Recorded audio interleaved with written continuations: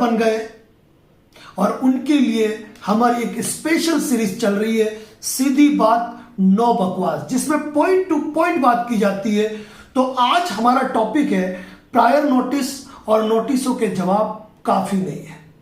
आपको ध्यान रखनी पड़ेगी कुछ महत्वपूर्ण बातें, और उन महत्वपूर्ण बातों में यह है कि यदि आप प्रायर नोटिस देते हैं तो प्रायर नोटिस में केवल लोन मोरेटोरियम और लोन रीस्ट्रक्चर लिखना काफी नहीं है, काफी नहीं है। उसके लिए कुछ टेक्निकल लाइनों का भी आपको इस्तेमाल करना पड़ेगा, जिसकी detail advocate Narendra Joshi YouTube channel पर मेंबरशिप पर आपको मिलेगी। साथ ही ध्यान रखिए कि प्रायर नोटिस हो या सेक्शन 25 138 का रिप्लाई या फिर क्रिमिनल कंप्लेंट का रिप्लाई या फिर हो आर्बिट्रेशन का रिप्लाई, जितने भी रिप्लाई आप देते हैं जो रजिस्टर्ड पोस्ट से भेजते हैं, उन नोटिसेस की कॉपी, उनके पीछे डाक रसीद लगी हुई चिपकी हुई और उसके साथ उनकी ट्रैकिंग रिपोर्ट निकालना कंपलसरी है। यदि आपने नहीं निकाली है तो आपके नोटिसों की कोई वर्थ नहीं है, ये मान के चलो। कुछ नोटिस ऐसे होते हैं जब कभी कभी हम आपको कहते हैं कि इसका जवाब आप मेल से दे दीजिए, तो ऐसी स्थिति में जो आप मेल कर रहे हो या फिर आपने कभी व्हाट्सएप रिप्लाई किया है तो आपको उसका स्क्रीनशॉट लेना है और स्क्रीनशॉट की प्रिंटआउट निकाल के रखनी है। साथ ही जो पीडीएफ डॉक्यूमेंट अटैच कर रहे हो उसको भी आपको निकाल कर संभाल के रखना कंपलसरी है। प्रायर नोटिस भेजने के बाद सेक्शन 25 138 आर्बिट्रेशन की कार्रवाई के साथ यदि इलीगल फंडिंग होती है, रिकवरी एजेंट की बदसलूकियां होती है, तो उनके मैटर में भी जो कंप्लेंट फाइल करते हैं उन कंप्लेंट की कॉपी भी आपको संभाल के रखनी है। एक बात मान के चलिए, जब कोई रिकवरी एजेंट कोई बदसलूकी करता है या फिर मान के चलिए कि एनबीएफसी से आपको कोई शिकायत है या ये मान के चलिए कि इलीगल फंडिंग की आपने कंप्लेंट की है, ऐसी स्थिति में जब तक आपकी कंप्लेंट स्टैंड है आपके खिलाफ कोई भी रिकवरी एक्ट नहीं किया जा सकता है, ध्यान रखना है आपको। साथ ही यदि बैंक ने आपकी राशि की वसूली के लिए कोई लीगल कार्रवाई कर दी है, चाहे वह आर्बिट्रेशन हो, सेक्शन 25 138 हो, क्रिमिनल कंप्लेंट हो, ऐसे मामले में भी रिकवरी एजेंट आपसे रिकवरी नहीं कर सकता है और इस मामले में अपना अधिकार आपको खुद को जानना पड़ेगा।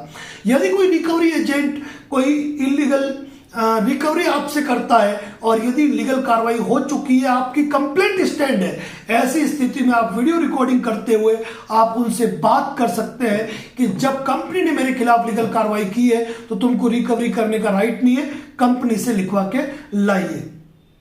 भागते नजर आएंगे अगर आप मुद्दे की बात अपने अधिकार को जानते हो। और यदि आपके किसी कंप्लेंट पे यदि 30 दिन तक एनबीएफसी कंपनी और बैंक ने कोई संज्ञान नहीं लिया, कोई समाधान नहीं किया या समाधान किया जिससे आप संतुष्ट नहीं है, तो आप आरबीआई को कंप्लेंट फाइल कर सकते हैं और जब तक वो कंप्लेंट भी आपके स्टैंड है आपके खिलाफ कोई रिकवरी गाइडलाइन एक्टिविटीज नहीं की जा सकती है। एक चीज जरूर ध्यान रखिए कि यदि कंपनी आपके खिलाफ सेक्शन 25 का केस फाइल करती है तो आपको ईसीएस अकाउंट इंफॉर्मेशन का एक ड्राफ्ट है, वो जानकारी आप लेने का हक रखते हैं और उसके बेस पे ढेरों केस खारिज हुए हैं। मुझे बताने की आवश्यकता नहीं है, इसके लिए विस्तार से जानकारी चाहते हैं तो हमारे इसी चैनल पर एक मेल और केस खत्म के नाम से वीडियो है, वो जरूर देखिए। गए शनिवार को हमने लाइव में रिकवरी के मैटर में अपने आप को बचाने के लिए किस तरीके से आप एक मेल कर सकते हैं जहां रिकवरी एजेंट की इंफॉर्मेशन और थर्ड पार्टी एजेंट की इंफॉर्मेशन किन शब्दों में मांगनी है, वह भी हमने आपको बताया है कि मेल कर सकते हैं। इसके साथ ही कुछ दिन पहले 163 सबसेक्शन 2 BNSS के अंतर्गत किस तरीके से रिकवरी एजेंट को अपने 100 गज दायरे में आने से रोके, इसके बारे में भी हमने आपको जानकारी दी हुई है। साथियों, एक बात ध्यान रखिए कि कोई भी कॉल आता है, प्रायर नोटिस भेज दिया, कोई भी कॉल आता है और यदि कोई रिकवरी एजेंट अपने आप को आइडेंटिफाइड नहीं करता है, एम्प्लॉय आईडी, रिकवरी एजेंसी का नाम नहीं भेजता है और आपको जस्टिफाइड नहीं करता है, तो आप उससे बात करने के लिए बिल्कुल भी बाध्य नहीं है। और एक बात ध्यान रखिएगा, कई सेटलमेंट एजेंसियां चल रही है, कई लोग उनसे जुड़ते हैं, तो वहां पर एक बहुत ही महत्वपूर्ण बात है, कॉल फॉरवर्डिंग। कॉल फॉरवर्डिंग से आप दूर रहे, ये हमारा सजेशन है, क्योंकि कई कॉल फॉरवर्डिंग के अंदर जो व्यक्ति आपके फॉरवर्ड होने पर बात करता है वह असभ्य भाषा में बात करता है, और इस मामले में भी आपको दिक्कतें आ सकती है। यदि आप बात नहीं करना चाहें तो आप फोन मत उठाइए किसी के, कोई जरूरी नहीं है फोन उठाना। कम्युनिकेशन करना है तो मेल करेंगे, आपको जरिए रजिस्टर्ड पोस्ट लेटर भेजेंगे, इतनी बात आप ध्यान रखिए।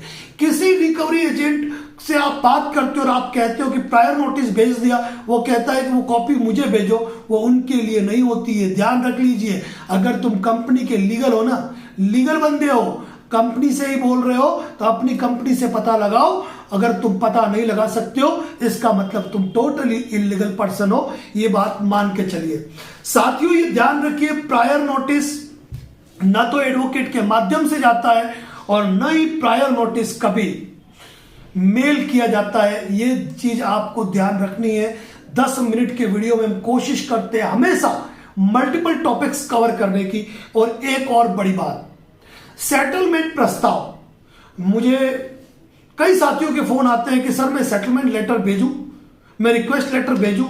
नहीं, सेटलमेंट आपका अधिकार नहीं है। Request for loan settlement letter आप नहीं भेज सकते हैं। यह बात अलग है कि मार्च में हमने कहा था कि आपको इस फॉर्मेट में सेटलमेंट लेटर भेजना है और उसका परिणाम मिला था। हमने जून में कहा था कि आप इस फॉर्मेट में लेटर भेजें और उसका बेनिफिट कई साथियों को मिला था। जब वक्त होगा तब हम खुद बताएंगे कि कब आपको request for loan settlement letter भेजना चाहिए। बिना पूछे इस प्रकार की गलती बिल्कुल ना करें। अगर मल्टीपल लोन डिफॉल्ट के शिकार हो ना, एक लीगल एक्सपर्ट ऐसा रखिए जो इन सारी चीजों की नॉलेज रखता हो। मान सकते हैं 2 पैसा आपका खर्चा होगा, लेकिन जहां लाखों रुपए के कर्ज में दलदल में धंसे हुए हो, वह यदि एक लीगल एक्सपर्ट को कोई मामूली फीस यदि आप पे करते हो और उससे आपको बड़ा बेनिफिट मिलता है, तो कोई तनाव लेने की आवश्यकता नहीं है। साथियों, ये चीज भी ध्यान रखिए कि जब भी आपको रजिस्टर्ड पोस्ट से कोई लेटर आता है ना, तो उसके ऊपर एक डाक ट्रैकिंग आईडी होती है। तो उस ट्रैकिंग आईडी को ट्रैक करके उसकी डिलीवरी रिपोर्ट भी जरूर निकालिए, क्योंकि कंपनी नोटिस के ऊपर तारीख 1 लिखती है, 7 दिन का समय देती है और नोटिस पोस्ट करती है 4 से 5 तारीख को। जब तक आपको नोटिस मिलता है तब तक वो आगे की प्रक्रिया कर देती है। और एक महत्वपूर्ण बात, अनसिक्योर्ड लोन में सरफेसी एक्ट के नोटिस भेजे जा रहे हैं एक लीगल फर्म द्वारा, और टाइम दिया जा रहा है मात्र 7 दिन का, 7 डेज। सरफेसी एक्ट का नोटिस 60 दिन का होता है, 13/2 का नोटिस। और कई साथियों को एक अकाउंट लीन के नोटिस आ रहे हैं। तो यहां बता दूं मैं आपको, यदि किसी बैंक में आपका कोई अनसिक्योर्ड लोन है, सिक्योर्ड लोन है, और उसी बैंक में यदि आपका कोई अकाउंट है, तो वहां पर उनको कोई आर्बिट्रेशन अवार्ड, किसी न्यायिक आदेश की जरूरत नहीं है आपके अकाउंट को लीन करने के लिए। तो ऐसे नोटिसों का जवाब देने का कोई औचित्य नहीं रहता है। और जितने भी टेक्स्ट मैसेज के रूप में लिखे हुए व्हाट्सएप नोटिस आते हैं जो किसी पर्टिकुलर मोबाइल नंबर आपको शो हो रहा है, तो नोटिस की कोई कानूनी वैधता नहीं होती है। और एक बड़ी चीज होती है रिकवरी एजेंट की तानाशाही।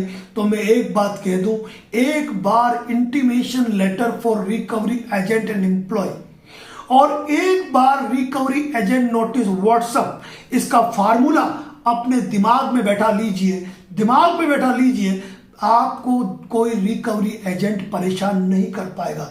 लेकिन हमारी जो रिकवरी गाइडलाइन है, हम आरबीआई की रिकवरी गाइडलाइन की बात नहीं कर रहे हैं, हम कह रहे हैं हमारी रिकवरी गाइडलाइन, जहां आने वाले हर फोन को आप कहोगे आपका कॉल रिकॉर्ड किया जा रहा है, अगर गलत बात की तो सोशल मीडिया पे वायरल होगा।